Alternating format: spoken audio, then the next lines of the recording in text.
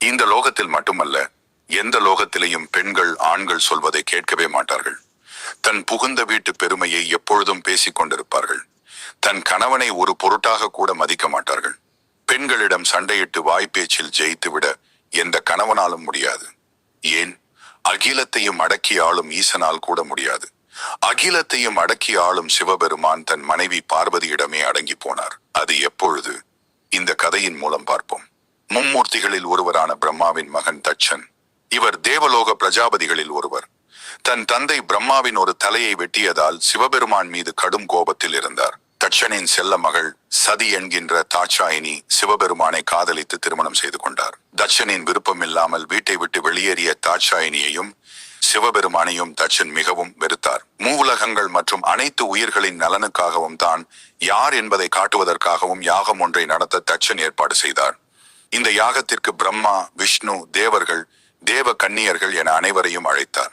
சிவன் பார்வதியை தவிர 3 உலகத்தில் உள்ள அனைவரும் யாகத்திற்கு சென்றனர். தட்சனின் யாகம் பற்றியும் அவனது பெருமைகள் பற்றியும் மூளை முடுக்கெல்லாம் பேசப்பட்டது. இந்த செய்தி பார்வதிக்கும் எட்டியது.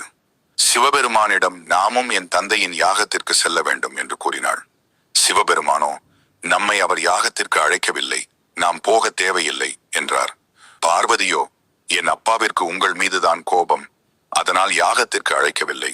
அவரின் செல்ல மகளான என்னை அவர் வெறுக்க மாட்டார், என்னை பார்த்தால் அவர் மனம் மாறிவிடுவார் என்று கூறினார். சிவபெருமான் எத்தனை முறை எடுத்து சொன்னாலும் பார்வதி கேட்பதாக இல்லை. என் தந்தை மிகவும் நல்லவர், இரக்க குணம் உள்ளவர், என்னை பார்த்தால் ஓடி வந்து கட்டி அணைத்துக் கொள்வார், எல்லாவற்றையும் மறந்து என்னை ஏற்றுக்கொள்வார் என்று வாதிட்டார்.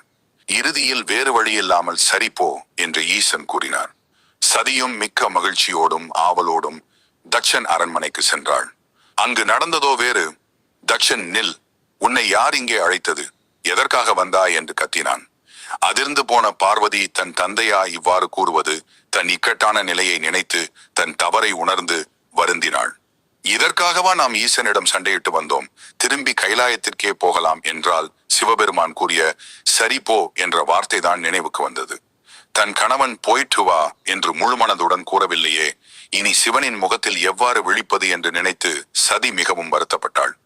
இப்போது புகுந்த வீட்டிற்கும் செல்ல முடியாமல் பிறந்த வீட்டிலும் இடமில்லாமல் கண்ணீர் விட்டு அழுதாள் சதி. பிறகு தன் கண்களை துடைத்து கொண்டு தன் தந்தையான தட்சனிடம், தட்ச மகாராஜனே, நீ மும்மூர்த்திகளின் ஒருவரான சிவனுக்கு தரவேண்டிய யாகத்தின் அவிர்வாகத்தை தராமல் போனதால் நீ செய்த யாகம் உனக்கு பலனளிக்காமல் போகட்டும்.